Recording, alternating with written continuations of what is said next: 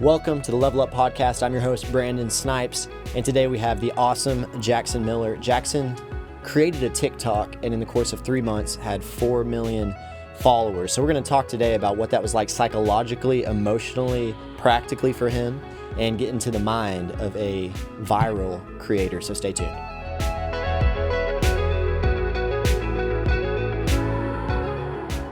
Jackson Miller, welcome. How's that tea? It's good. Thank you for having me. You're welcome. I got you some lemon ginger. Is that preferable? Yes, it's very That's good. So I wanted to pick your brain on what it is like to go from starting a TikTok with 0 followers to exploding to having nearly 5 million followers in a short period of time. But let's maybe back up and tell us how old you are and what is your relationship with social media, and just take us on the ride, on the rocket ride, and let's get in your mind and understand the psyche of someone who's been through something like that. Yeah, absolutely. I am 22, so still pretty young. My relationship with social media is complicated, I would say. From the beginning, I guess going all the way back to high school, when social media was still in its relatively early days, people hadn't quite figured it out yet.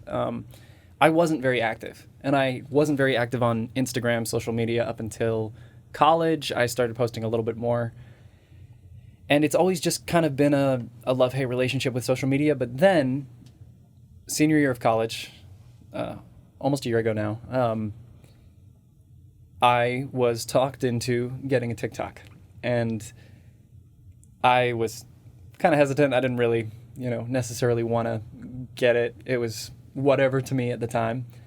And then I downloaded it, saw what people made, and had always wanted to do the creative route, had always considered that, doing YouTube. I grew up with some of the big YouTubers who are awesome. They're really great guys, like super who? Cool people. I ended up watching a lot of Markiplier growing up, which was like gaming YouTube when that was first coming up. I've watched a lot of movie critics, a lot of really cool creative people making YouTube videos, making comedy, and I really enjoyed that. So when I got on TikTok, it was a zero pressure situation for me when I first started. That was the key. That when I got on, I had no followers and nobody that I knew followed me. So when I started, I just kind of posted whatever I wanted. I used it as a creative outlet while working 2 jobs at the time and then having school on top of that. So I just started editing videos, working with editing tricks and just figuring it out. Realized that I really enjoyed making funny videos. And What was the first video you made for TikTok? The first video I posted on TikTok was actually a video I had saved from a drive to work super early in the morning that I had posted. I think it was on Snapchat or something, and just saved it because I thought it was funny. I had been driving to coach boxing at the boxing gym, and I had coffee that was sitting in my lap, and I stopped really quickly at a stop sign. It just rolled down onto my leg. So my pant leg and my sock were just soaked with coffee.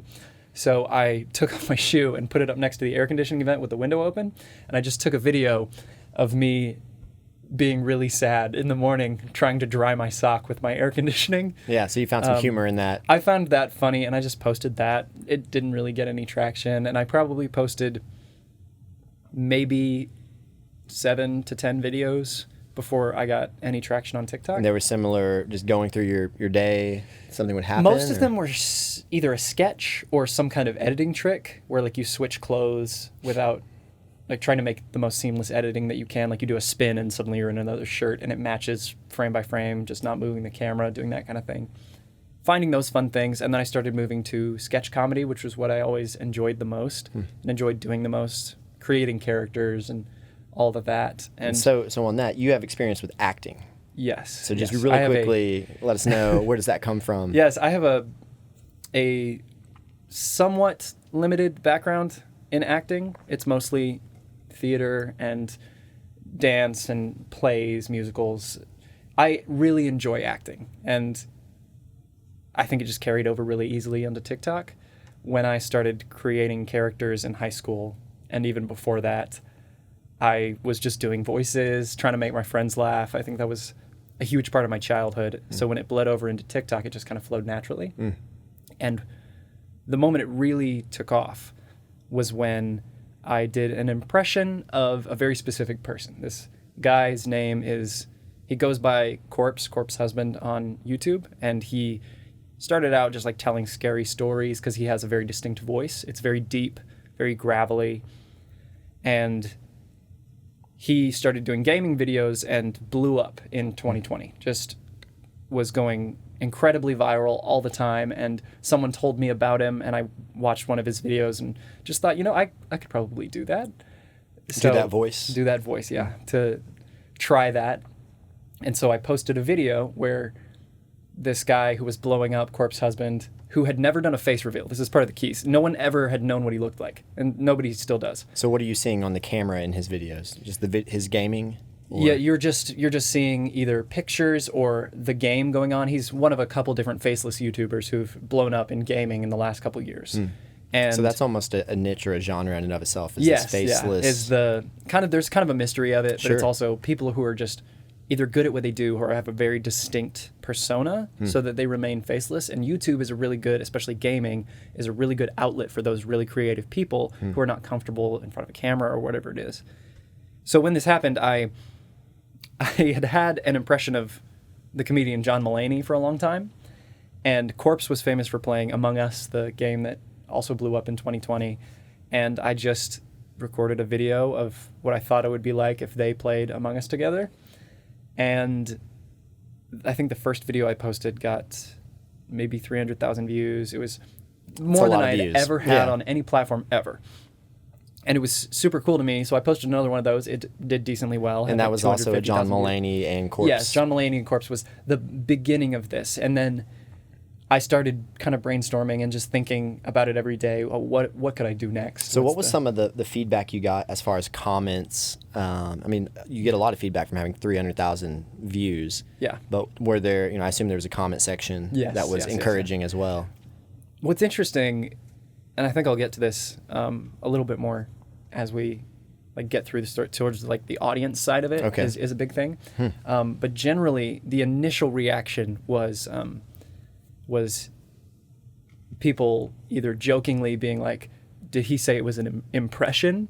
Of course, joking that I could be the person that I was doing an impression of because nobody knew what he looked like. But most of it was very positive early on. People were just, that's one good thing about TikTok and the viral nature of it is if you see a video you like and you don't know who the person is, nobody has a reason to post a bad thing. Generally, especially for sketch comedy, unless you say something inflammatory or say something kind of crazy. So as off the bat, it was generally pretty positive. And that's typical for TikTok comment sections, unless they're for not. Specific types of content. Okay. For sketch comedy, generally, you have a pretty positive audience. Again, if you don't say anything that's if you don't go super political or try to push an agenda one way or another, generally you'll have a pretty positive comment section. And then for me, when it really took off, so I found this impression that I could do, and it paired well with some other ones that I did. And then I had the idea, what if this guy with an incredibly deep voice, who is very distinctive, was just a kid and had that voice as a kid? So I came up with what became the Raising Corpse series.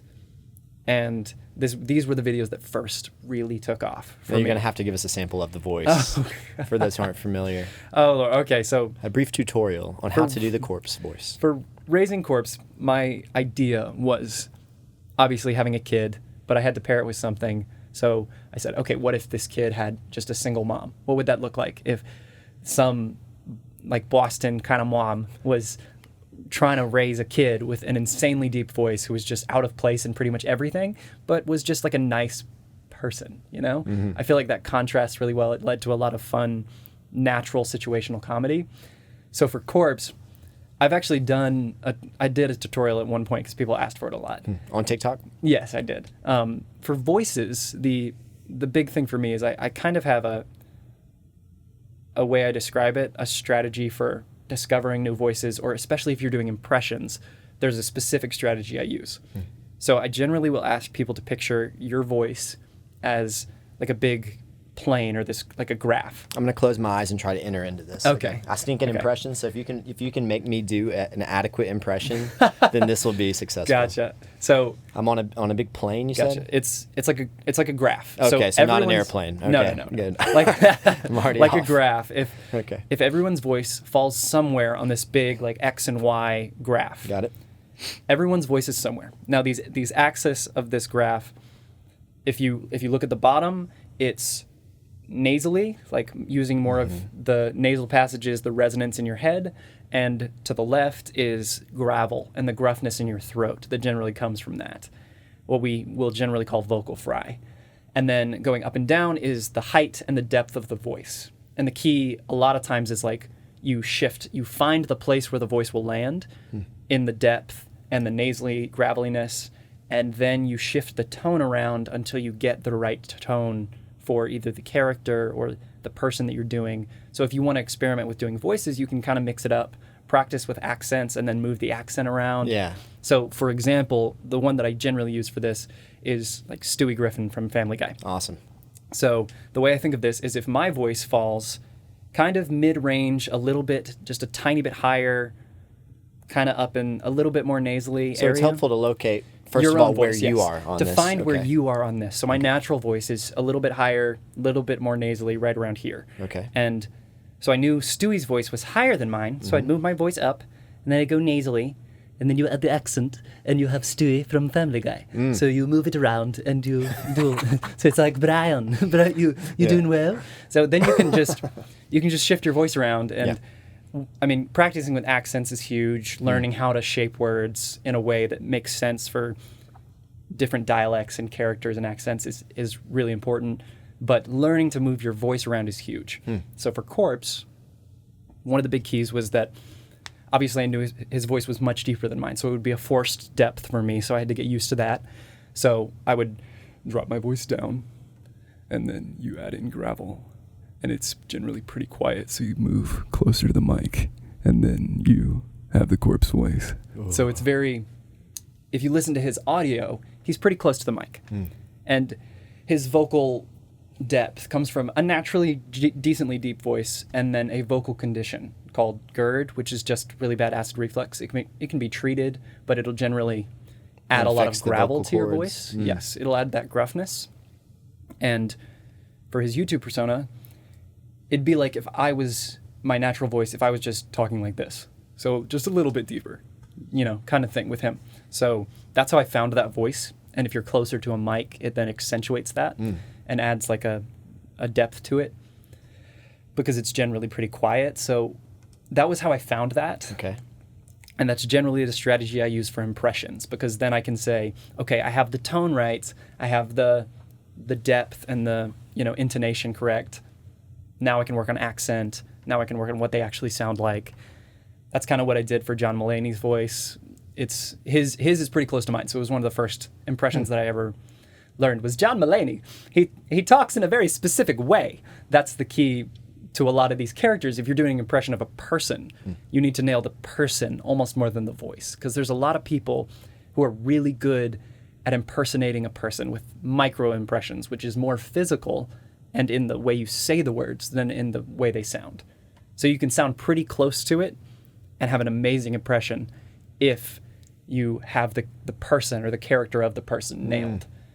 And it's the same if you could have a perfect voice for it and not have a great impression because you're just talking in a monotone and it's not what that person would say. Or I mean, I think one of the keys is just knowing the person you're trying to impress, at least in the way they talk, the speech patterns, all that kind of stuff.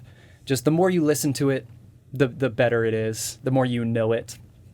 And one thing I tell people a lot is if you're trying to do impressions, same thing if you're trying to learn to sing, you have to get really comfortable hearing your own voice on a recording. Because the best way to learn it is just to record all the terrible versions of your impression and slowly narrow that focus until you have the actual impression that you want. Okay. So you have to get really used to hearing yourself doing terrible impressions so that you can actually get a good one. So quick question before we return to your journey. Gotcha. Journey to the top. No, so you have just, I don't know if it's public knowledge about this role you auditioned for recently. Maybe it's not. But let's Oh, just yeah, say, absolutely. okay, so tell us really quickly about the next role you'll be playing in theater. Oh, it's just I got invited to audition for just Into the Woods, which is a pretty popular musical. I mean, there was a Disney movie made for it, so I'm doing just Cinderella's Prince and The Wolf. It's just a fun thing to be able to do. So my question is, how do you think about finding a voice? Do you try to match previous performances by other people, or Okay. do you how do you think about locating those performances? I definitely look at performances for other people, especially with something like this that was a movie as well. For example, the character of the prince was played by Chris Pine, and he had a very specific type of role that he played. But generally with theater and acting, it comes down to working with the director and finding what the director and the actor, where their skills and their visions kind of meet. So the director obviously has an idea for what he wants the show to look like. And when you audition, he pulls the person that he thinks will fit that the best. And generally that's a person who can shift their performance towards the director's vision while also having a lot of creative choices and making decisions. So generally what it comes down to is going through the process and slowly working into a character, and generally a voice will come out of that, a persona, like a walk will come out of that, the way you move, the way you handle yourself. There's a lot of really cool things you can practice to get better at that. Generally, it comes down to just going for it, performing, having fun, making choices, and the more choices you make, the more of them get a good reaction out of people, the better you get at making good choices in acting. So it's really fun. My dream would be to pursue movies and TV, doing acting full time and running a business on the side. That would be the dream. Not there yet, but it would be very fun. Now, did you tell me at one point that a dream role would be the live action Flynn Rider from Tangled? Yes. I think you would nail it. Yes, I would love to Yeah. be Flynn Rider in Tangled. Yes, 100%. That'd be awesome. Anyone Yeah. watching this, if you're a casting agent, Please. this is your man. Disney, I don't know when you're making it, but please cast me. You need this guy. Well, that's awesome. Okay, so let's return back to it. You messed around with the Yes, voice. yes. You found a niche so convincing that your comment section in the early video said, "Holy cow! What if this is the actual guy? Maybe this Yeah. is his face." And It helped for sure that at some point while I was making my videos, Corpse had posted on his Instagram a picture of his hand holding one of his hairs, which is a very strange thing. He was blowing up so quickly Yeah. that people were He was desperate throwing for a bone to the anything that Reddit was community please, there. yes, Yeah. tell us who you are. So he just posted a picture with his hand with a curly brown hair. kind of gross, but let's go with it. Yeah.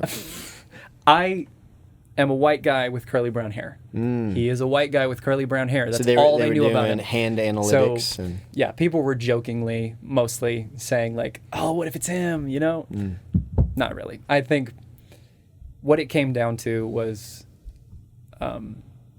it gave them something at the beginning to latch onto. And then what I found was really cool is as I developed my videos, and I'll get to this probably in a second with the audience, what we were talking about, is that I found an audience that had no idea who he was. It just came down to the sketch comedy. So at the very beginning, I have to thank his fan base for the first video going viral and probably the first couple. But then I kept getting DMs from people that were like, how did you come up with this character?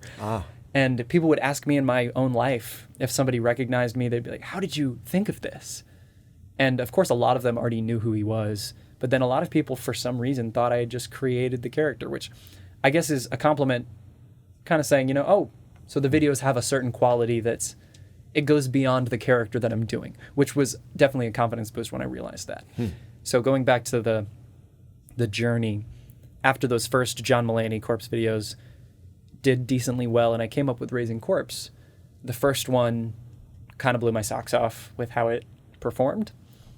And it was a little bit hectic from there. I started doing Raising Corpse videos pretty much every other video that I did. So what do you mean it blew your socks off? How did it perform? Okay, yeah. And so I'm just trying to wrap my mind around what some of these numbers up until mean. that point, so the week before, I had been posting a video every couple days of doing the Corpse voice, John Mulaney, and then doing, funny videos in between, whatever I wanted to do. And then when I posted a Raising Corpse video, the first one, it had I could probably go find texts from between me and my friends, finding the exact time frame, but I believe it had something like 100,000 views in an hour, and then an hour later it was at 1 million, and it was the first time I had had success at that level, and that was definitely different. It was very interesting experience, very strange. And if I can recall, and I think I was around you some during that period. Yeah. And we met a couple months before that. Yes, and you were extremely enthusiastic during that time, to say the least. That was, I mean, it felt like you were getting a shot of dopamine right into your eyeball. That's definitely what it feels like, yes. Yeah. It's definitely, and I'm absolutely going to talk about this a little bit later, but it's definitely a very specific type of emotional high. Is that kind of success is interesting. And I'm sure you can find it many other places, but the place that I've found it most consistent is performance, and then later TikTok. So it was definitely interesting. Enthusiastic, to say the least. Yes. I would say. So these views start rolling in by the hour. I think you went to teach a class, came back out, and said it just went up another 100,000 or something. Yeah, something like that happened. Okay. So then what? Okay. So I started posting more. I made more Raising Corpse videos. I capitalized on the sketch comedy that I love to do and found the thing that I was good at doing and mixed them, and Raising Corpse came out of that, and it happened to be really successful, and that was really cool. And so I just kept posting those videos, and for reference of like scale and timeline, November 10th of 2020, I posted the first Raising Corpse video, or November 8th or 10th. November 20th, I hit 1 million followers, which in the standards of TikTok is an insane level of growth. How many followers did you have on the 8th? You posted your Less first? than 10,000. Okay. Yeah. I had a couple thousand from the Corpse and John Mulaney videos, but I remember getting a DM from a creator who had something like 85,000 when I posted the first Raising Corpse. The next day, I think he DM'd me with a screenshot of my account that said 13,000 and said, "Hey, congrats, you're totally going to grow from this. This is super cool." And I used that as kind of a reference point for my growth and realized, oh, wow, this is going up really, really fast. And again, back to the dopamine thing, it was definitely an emotional high, definitely very different. It's hard to wrap my mind around what 1 million means. My brother really, sorry, go for it. My brother had a game he would like to play early on where he would compare my follower count at the time to surrounding cities to try to get a better grasp of what like the number represented in real life. Because I think once it reaches a certain point, numbers are just bigger. They don't necessarily change in your brain. They're just larger. 3 million, 4 million. It just reaches a point where it doesn't comprehend anymore.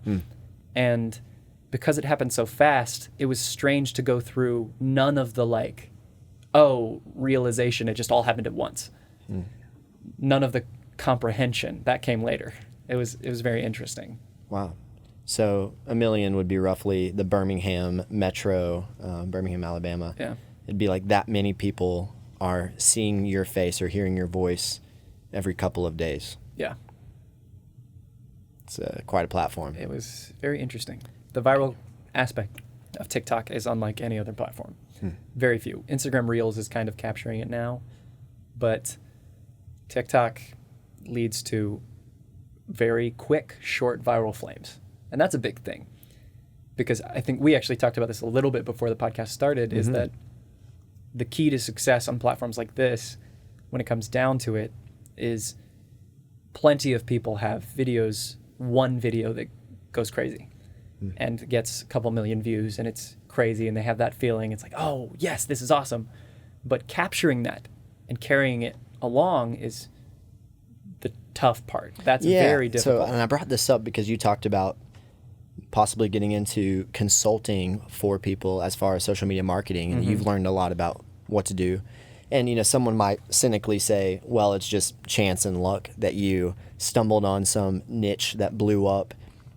Okay, maybe for that first video, and you can correct me if I'm wrong, but what you're saying is that there is a skill that comes in and a know-how And maybe talk me through, what does it take to go from the initial flame, like you said, to nurturing that into something that you were able to monetize? Yeah, all the creators that I know stumbled on their initial success.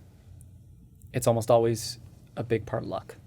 I think what I talked about earlier is that you can do all the research in the world, and many companies do, but the successful things are often random. You could have what you think is the best video in the world, and it might not get any traction. Yeah. And then a video of a frog gets 8 million views. Or I Like Totals. It's Or Mason Ramsey, the Walmart yodeler, who's now has a massive career as a country guy. I know, it's really crazy. And it comes down to a lot of people get help when they find a little success. They find a manager, they find a company that knows what they're doing in the industry.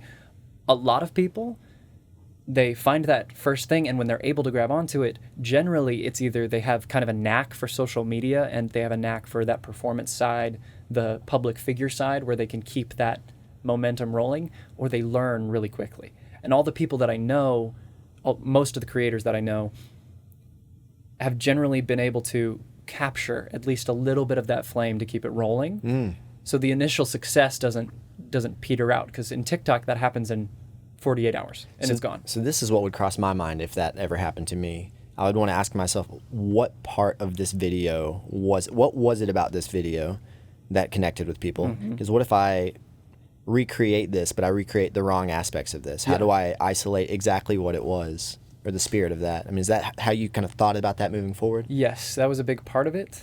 And I think what it kind of came down to for me was I was able to pick the parts of what I had done that blew up and kind of channel those and then narrow the focus. Kind of like with doing a voice or whatever, is I had a general sense of what went well. And then in the next video, I narrowed that down a little more, and then a little more, and refined both the process and my knowledge of what was going well with social media. And then over the next couple months, I really kind of fell into this almost structure of creating videos and learning from each thing that I did, and then stepping out on a limb with other videos, finding good things and picking those out of kind of the weeds, and then slowly and steadily building up to kind of a general knowledge of what made TikTok tick, I guess. So it wasn't just understanding your material, but it was understanding your platform. Understanding the platform, understanding when to post, understanding your demographic, when they're awake. That's a crazy thing, is that you look at your analytics, and finding the best time to post often has to do with when your demographic is most active, and posting just before or during that, finding and testing times, and then also experimenting and really just going with ideas, running with a bunch of them. Some of them will fall, but then the ones that get through generally will be decent to really good. Because if you just throw a bunch of stuff out there and start testing things, you're going to come up with something that you like. And I think with the TikTok algorithm especially, is if you find your lane and you stick into that lane, one of the best things that you can do is start just stepping out a little bit, just widening the lane, finding things that fit within your specific area. And for me, that was a couple different things. I added in painting videos at one point that I fit into my general theme, and kind of... And you felt like they were related enough that it didn't seem like a departure that would lose your audience.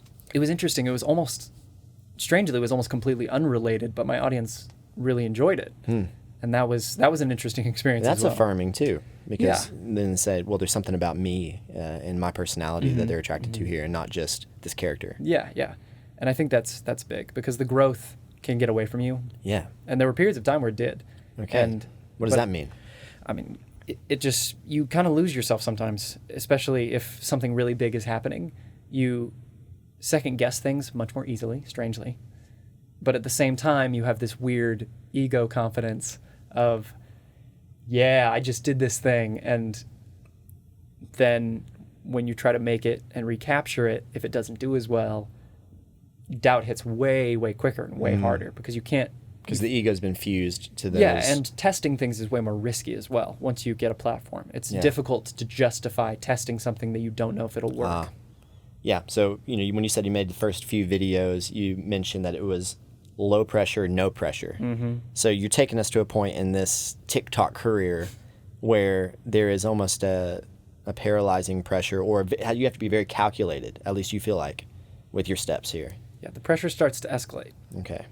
And I think a lot of people who generally succeed are able to mediate that pressure and realize that there is something right in what you're doing. And obviously there's doubts in what you do. And as an individual creator, it's definitely different than for, say, a marketing team creating, because you have people to bounce ideas off of, but you also have red tape in a marketing team. With an individual person, you are all of those people. Yeah. You're the one who creates the red tape for yourself, which is difficult. Yeah. I've heard several people from different professions describe that same phenomenon, and I think so Rodney Mullen, who's a kind of pioneer skateboarder, he talked about he was coming up with all these moves and creating these flip tricks that were unknown because he had the space coming up through the ranks to play, to experiment, he talked about once he started to win championships and get to the top of his game, he took this kind of defensive turtle posture. His creativity almost vanished because he was so afraid to fail, essentially. Yeah. Because you have to risk that to be creative. And, similarly, I think what draws us to great artists is they're riding that edge of, a few more steps and it's too much or something like that. And they're right on the brink there. And so you found yourself going to that place. And so what did that do to you psychologically, physiologically, your relationships? Did that affect any of that? Absolutely. Yeah. There was a period of time that it started to escalate. And I mean, the stress builds very quickly. When I was in the midst of making videos that were doing well, it kind of came down to the emotional high that I was talking about before. I have a bit of a theory that people aren't made or built to withstand the incredible highs and lows of social media constantly. Where if you're a creator, a lot of creators struggle with mental health issues, and I definitely did at the time. Yeah, and I think what you said, that's probably true technically speaking, physiologically speaking. The body, it's not like we've had this technology long enough for the body's dopaminergic system to regulate alongside of this. So this is like a whole new step in human evolution and adaptation to this new trend. So, and I think one of the biggest things is that it's exhausting. Good or bad, it's exhausting. When you have a video perform really well, you get huge dopamine spikes. You feel great. You're kind of living it up in the moment. And then it comes down to, how am I going to recapture that? And then it swings right back down. And if you post a video that doesn't do as well, it goes way, way down and then comes straight back up when you do something good or have a good idea. And the emotional highs and lows of social media are intoxicating but exhausting, and I think generally pretty detrimental to mental health if you don't recognize it. And I certainly didn't at the time. That it just it really kind of will knock you down and just keep going. You just kind of lose yourself in it. Like I said earlier, is that social media is such an unknown area for most people that when you find the success there, your body, you really don't know what to do with it. And you're given all of these emotions and all of these, endorphins, dopamine, just everything rushing through you. And then it crashes so hard. And those dramatic emotional swings, I think, are important as people. We experience them every once in a while, thrill seeking or having an incredible moment in a relationship. You have those kind of emotional highs and lows. But with social media, it's almost manufactured, a manufactured version of those big moments in your life, where your body is going through these incredible highs and lows physiologically. But for your brain, it's just another Tuesday.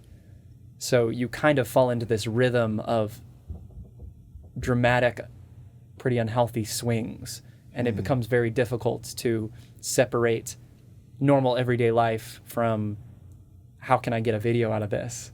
And slowly it kind of takes over everything, so that when you're looking at stuff, it kind of bears a weight of emotional highs and lows that are pretty difficult, I think, for most people. Wow. The majority of creators I know, the ones I've talked to about this anyway, feel the same. It's a very difficult weight to bear when you know that there's a ton of people watching and your personal emotions are not exactly stable.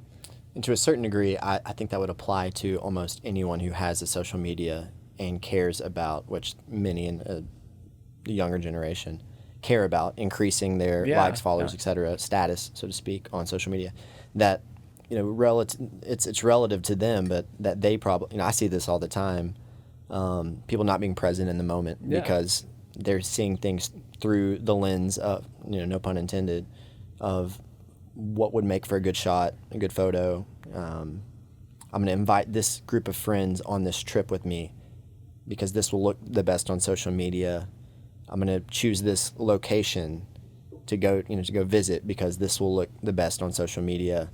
It's fascinating interplay between real life and the life we're trying to create on social media. Absolutely, yeah.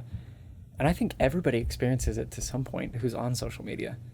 Like in high school, and there's been plenty of studies done about social media in the last decade that find that it's not something the human body is used to.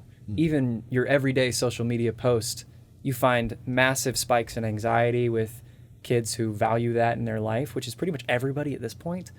And I think that's contributed a lot, at least in some way, to rising mental health issues and struggles, especially for kids who your brain isn't technically fully formed until you're 25. So we've got a problem here. Okay. Overindulgence or incorrect use, or however you want to say it, overstimulation with social media correlates with issues with mental health. Yeah.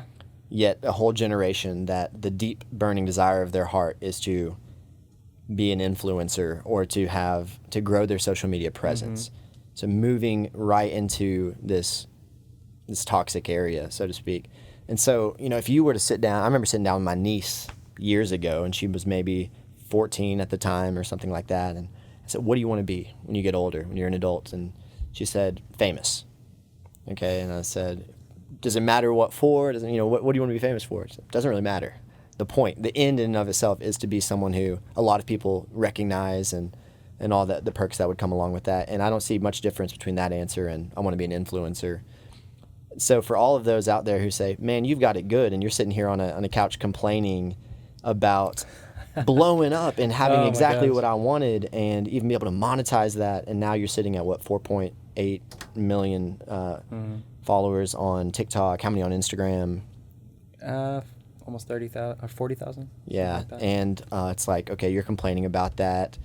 And it's almost the idea of, well, if I was in your situation, I wouldn't have a mental health issue. Yeah. So what would you say to someone who the deep desires of their heart, if they're honest, is to want to be an influencer? How do you think about that? Well, like I said, I think I have a very mixed relationship with social media. Personally, I think that's a self-destructive place to be, for me at least. And from what I've glimpsed of the industry, it seems to be rather self-destructive for many people, especially if you don't have a community to kind of build off of. Being an influencer is an interesting goal to have, because again, it's like the whole being famous. It's if you're not doing something that is fulfilling, if you're not doing something that grounds you in reality, that you have something to base yourself off of, then you're really just grasping at straws, because social media is manufactured interaction. Okay, you don't think social media grounds you in reality, pulls you out of reality? I definitely think and it you does. think that's self-evident? Yes, it's I think obviously social media is a snapshot of the best parts of many people's lives. That's what it's mostly used for. This is the best picture of me and who I am. And maintaining an image, especially if you have a following, is incredibly difficult, especially if you don't feel in the way that your image, the standard of your image is. Because if you're Yes. a very happy person online and you're not feeling happy, It's then- kind of like this, and I've even seen people, they'll say their name, say on Instagram, and under it'll say like personal brand, or so it'll say something kind of like, people think of themselves as a brand. So you imagine if, say Coca-Cola, I say Coca-Cola, and you think of the color red. red, right? So imagine if every time Coke did an ad, they had to really struggle to make sure that red was the right color to stay on brand. And so it's almost like for a lot of people who, if you're a personal brand, that red's just not going to come up naturally. You're going to have to work very hard. So these corporations, they're working very hard to keep their brand very consistent, but that's a lot of work to put on one person to wrangle every photo into that same world that you've created. For sure. Yeah. It's definitely interesting because, like I said, to the person who wants to be an influencer, you have to have something that grounds you in who you are and grounds you in what you do, the people that you care about, the things that you care about, because it's very difficult to be famous in the first place. Take away all the things that make a person famous and the things that they were really good at to be famous, and it just becomes about pleasing every person that you can ever interact with. That's one of the most difficult things, is once you gain a certain number of followers, once you are seen by a certain number of people, one of the pitfalls is trying to please every single one of them. And you felt that personally. Yeah, but to be an influencer, to influence people, they have to like you. They have to enjoy who you are, or the brand that you've created, the image that you have cultivated. And if you personally aren't connected to that, if you're not, grounded in that, for, say, if a fitness influencer just hated, like a fitness influencer who really didn't enjoy what they did, it was just about the attention, which like that happens. But if you don't have something that connects you, that grounds you, I think mental health problems come pretty quickly. For myself and some people that I know, it's incredibly difficult to stay grounded when you have a solid platform. It's even harder when that platform is not built on anything. So I think the idea of being an influencer is kind of an inherently flawed one, because you have to have something to stand on for everybody to see you if you're building this platform. Yeah. Yeah, That influence should be organically built. And then the social media stuff follows and flows from that. But that you're actually built on something you're passionate about, actually helping, Yes. or whatever that may be. I think a better way to explain it would be that the people I know that are the happiest in this public persona are the people that love what they do the most. And it's just getting to share what they love with people that also love it that find the most joy in it. Because then it's just an extension of the thing that you love. But if you don't have that, if you have something that becomes a chore to do, but feels like the only thing that you can do, it just kind of falls apart, because you don't have anything to hold on to. You're just grasping at these, again, social media manufactured interactions that aren't really personal, but they feel personal. So you're not getting the gratification of a one-on-one conversation, but it feels like you've just had it with thousands of people, which is very difficult, because I think social media oftentimes reflects the positive and the negative parts. It's kind of a mirror of everybody, where who you are reflects in the things that you do. And when it comes to social media, many times people are pushing themselves in a different direction to try to be something that they really don't enjoy, or that they're really not, to please the social media, to please the people that follow them. And I think that's a long-winded way of saying that there's many pitfalls to it. And as a musician, I want to take that nugget and really think that through. That's always a constant struggle. If you're a creative person who wants to make a living, that's the complicated thing, is the way you expressed it is that the monetization, the monetization follows the influence, and the influence is tied to people liking you. Yes. So to make money, people have to like you. That's or really hate you. Yeah. That's the Okay. other option. They have to want to put their eyeballs on you. Yes, they want. For some you reason. need people to want to watch you. Yeah. Yeah. So you never considered the hate route. You just wanted to go with the like route. I think I stumbled into it because, like I said before, and kind of actually this kind of flows into the audience discussion, is that there's certain types of content that generate certain types of reactions. So generally for sketch comedy, especially just fun, upbeat sketch comedy, the audience is generally positive because someone who doesn't like it will scroll past it. They won't watch it. Then the people who enjoy it are just super positive about it. And I think most of the time, the positive comments will rise to the top, mostly because the majority of the audience is positive. But then going the complete opposite route, if you're doing something intentionally inflammatory, people get super excited and emotional about it, and they comment that. And then they scroll down and read all the other comments and respond to each other, and that just has the same effect in reverse. So if you enjoy something, you'll comment on it. If you hate something, you'll comment on it. So I happened to fall into the enjoying generally audience, which is really good.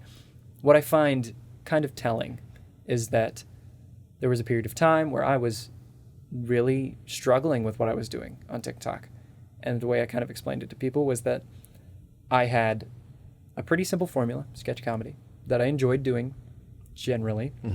I had a very positive audience, a relatively large platform. It was making money, and I was incredibly unhappy. And I think that comes back to, well, not really back to, but it reminds me of something that the comedian Bo Burnham said in one of his specials in Make Happy. He basically just talks to the audience and says, I was born wealthy and I got lucky and I'm unhappy. It's a difficult thing to do. He has expressed this many times, and he said it in his special. And I don't pretend to know him, but I think with the social media thing, I at least understand a little bit more that one of my favorite quotes from that special is that if you can live your life without an audience, do it. Because it becomes about wanting a desperate struggle between wanting to be yourself and wanting to do the things that you love while also loving and fearing and wanting to please the audience that gave you what you are. And it's really difficult to do mentally and emotionally. It's definitely a struggle. And I think the people that do it the best are the people that balance that. Yeah. Well, yeah, and maybe you could rephrase that to say your audience should be the organic community that's around you. You're living your life in light of your family, your good friends, that those are the reactions and the concerns that shape your reality. Yeah. Rather than the 3 million people that you don't know and their obsession with your ability to talk low. Among other amazing things. Fair. That I didn't mean that to be, No, yeah, that's completely accurate for especially the beginning. Yeah. So a question that I'm sure a lot of people would want answered, a lot of people that follow you, is why do you walk away? And you've hinted at some of this, but you essentially walked away from creating content at the height of your powers. And now you've come back and made a few triumphal return videos, and people have freaked out over. And but what thoughts did you have about what does this mean if I walk away? Most recently we had the Olympic event where Biles steps away, mental health issues in the limelight, but decides that this is important enough. And how do you relate to that? And yeah, obviously it's a totally different platform and struggle. Her platform is incredible and crazy, and there's been a lot of stuff going on with her with I don't know if you heard about all the stuff with them putting caps on her trick scores and legitimately not allowing her to do the things that she is best at, which is kind of... Whoa.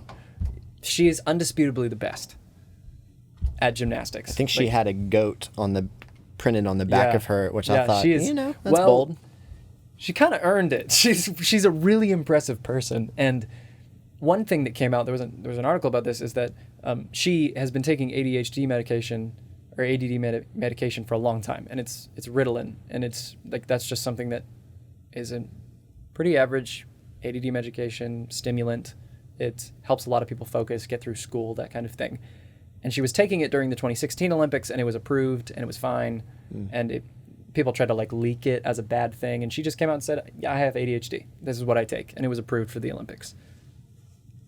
The regulations in Japan are much more strict on ADHD medications, specifically like Ritalin and Adderall. It's really hard to get, and it's, at least from what I've read, it's super hard to get, and it's very frowned upon, I guess, to take it, and they don't really allow that in the country. So they decided not to allow it for anyone in the Olympics, which led to her not being able to have that, which would obviously exacerbate the issues that you already have or any type of focusing issues, whatever it is.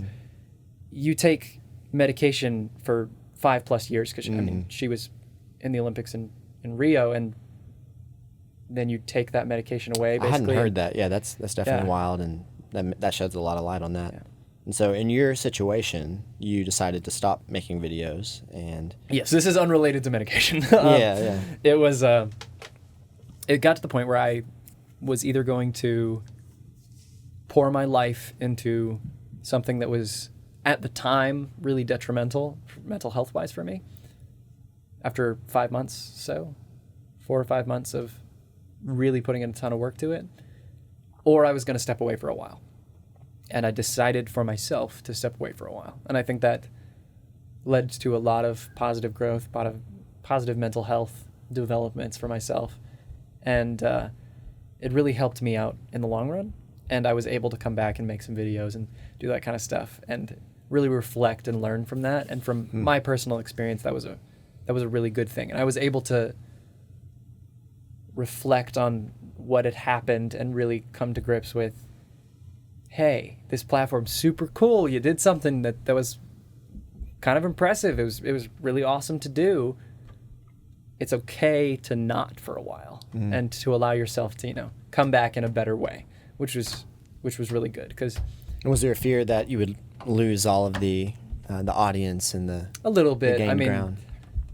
Losing the momentum is a big fear for social media. Yeah, we stopped fanning the flame for long enough. Yeah. If you let the embers kind of die out, then it's very difficult to rekindle.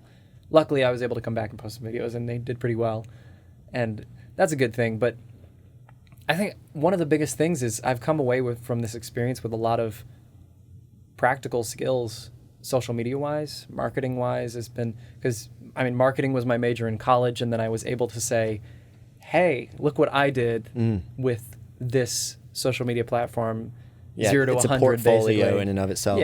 It helps out a lot, and being able to use that for marketing jobs and hopefully being able to turn that towards acting at some point would be really cool. Yeah, I'm at the point where I don't know. I would love to help either people or companies learn the ins and outs of the complexities of social media, like you mentioned before, because aside from we've talked a lot about the emotional stuff and how difficult it is to be on social media in the first place while still balancing all the stuff for yourself personally. For a company, it's a totally different type of thing. It's balancing the public image with the voice and who you are and learning how to do that, and learning also to allow some freedom within that area is really huge. And I think that's super important, because I was able to help out with a company that we worked with, Battle Republic. I was able to help out with their social media. And if you learn the voice of a company, then you're able to almost do the same thing that you would do as an individual person. If you really nail down the voice, it's essentially like playing a character, where you're able to see the lane that character fits in, that company fits in, and you're able to pick and choose the things that really fit in there, and you're able to test things. You're way more confident in the content that you want to make, the people that you want to reach, and then your audience comes out of kind of the woodwork. You find new niches, you find the actual impact that you can make way wider than if you just like rigidly stuck to a very specific schedule and didn't allow a little bit of freedom within that, because it is important to maintain brand voice. Yeah.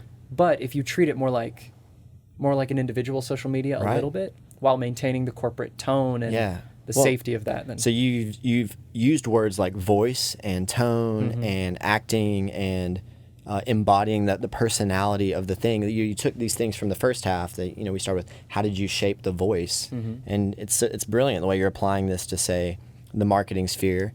How do we grid out where is the heart and soul, on one axis? What is the voice? And using those same principles.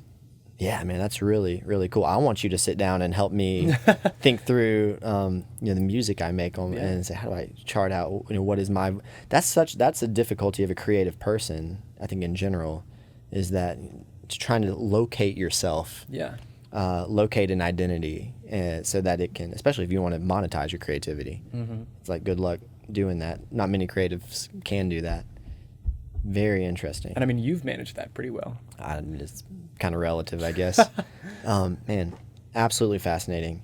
As we start to wrap up, I want to just rapid fire some questions to you. Is there anything else as it relates, though, to social media that you have some thoughts on and wanted to share?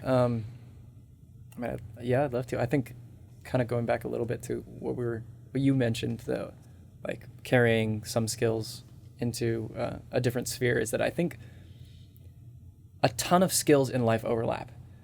For example, a teacher could learn to do a specific type of social media because they're incredibly good at communicating. That's huge. And I've seen that kind of thing happen a lot, where somebody will recognize what they're good at, and then they'll carry it into a different aspect of life. Yeah. For example, a businessman could help out somebody who is trying to start something in a music career just because they can apply specific skills, or somebody who's very creative can apply a more, like I was explaining, a more fluid structure to a very rigid concept, which is interesting. Yeah. And I think for myself, with a background in marketing and then the social media experience, is that I was able to start seeing connections that were really interesting and really strong to explore. Like I explained, the idea of running a corporation's social media seems so daunting,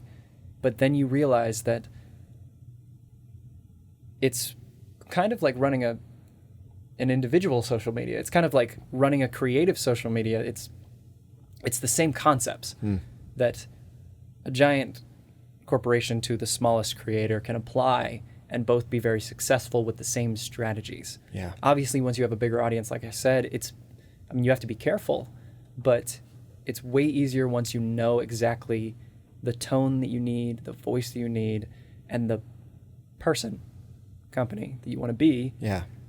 Then you can start to pull things in, test things out, allow a little bit more freedom, and find the things that are successful. It's awesome, man. Yeah. Yeah, meta skills that would translate across. Absolutely, yeah. I think like learning how to learn something by Googling it is one of the most powerful meta skills someone can have. Yeah. You take that to the bank. Okay, you ready for these rapid fire questions? Absolutely. What is something you are looking forward to currently?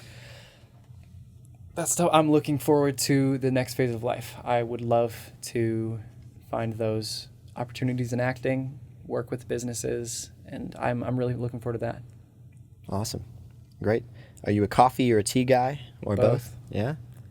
Yeah, I worked in coffee shops for a long time, so if I wasn't a coffee guy, that would be weird.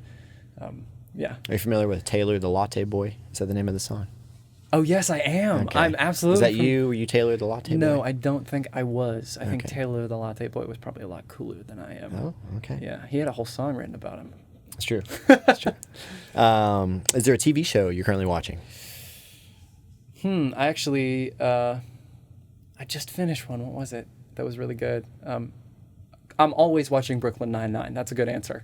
Constantly, always watching Brooklyn Nine-Nine. Personally, probably my favorite comedy ever made. All right. How about you? That's not how it works. It's one dang way it. right No, here. I want to ask you What questions. am I watching right now?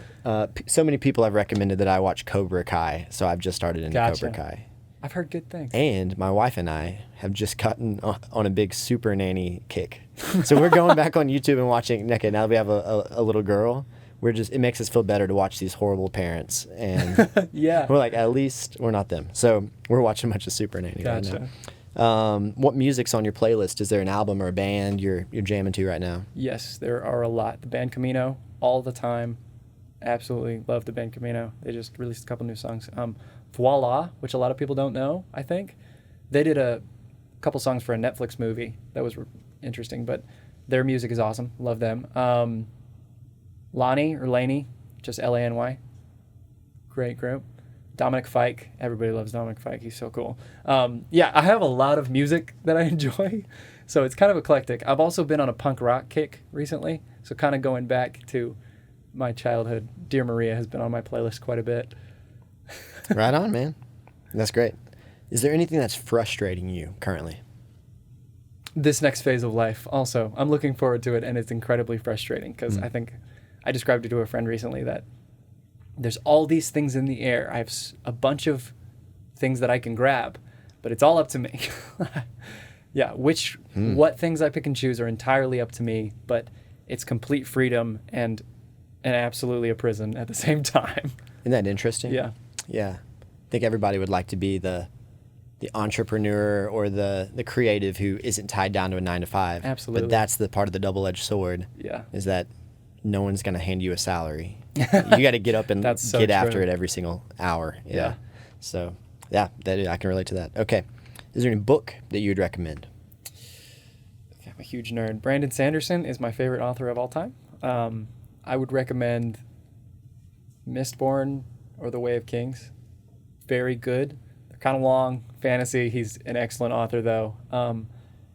Also currently reading a book called Team of Teams, which is really cool. Written by a former military guy, along with another, I think it was a journalist or another military guy.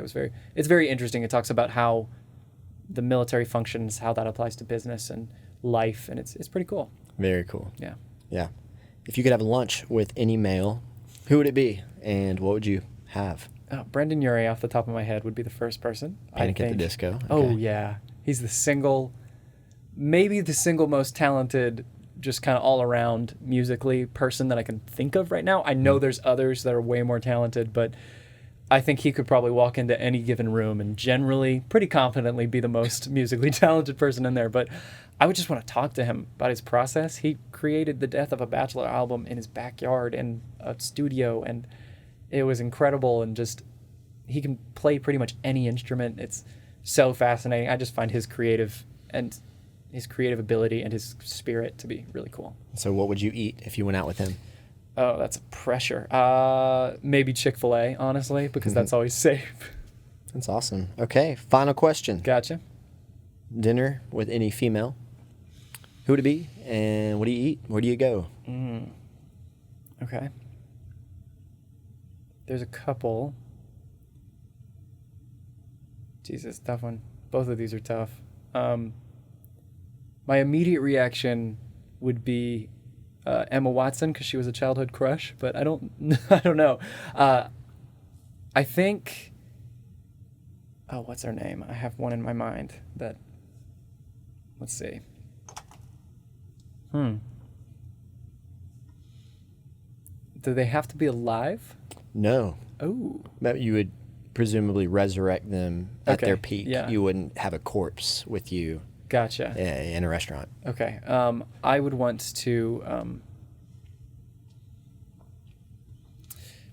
honestly, maybe Dolly Parton. I'm going for music people. Now, she's alive, I'm pretty sure. No, I know she's alive. But the first thing that popped into my head was another person. But Okay. I changed my mind halfway through. Maybe Dolly Parton. I don't know of many other people who've lived the life she has, and I would love to pick her brain about that. I tend to choose creative people, I think, when I think about these kind of questions. Yeah, I think that might be who I would choose. Fantastic. Well, can't thank you enough for... I appreciate it. Yeah, man, I learned a whole lot. I'm going to have to think through some of these principles and make sure that I never go viral. No, that... One last thing. Yeah. If I were to say one thing about social media, it is the best and the worst thing that you can do, because the opportunities it provides can be incredible, but you need to balance that. So for the people that want to be an influencer, the people that want to be big on social media, build a firm foundation before you really dive into it. so that you have that structure, you have that grounding, and base it off of something that you love. Because if you do something that you love and you're good at it and you do it long enough, you'll find an audience. It may not be a huge audience, but you will find it. And that will be so much more fulfilling than if you just try to be famous.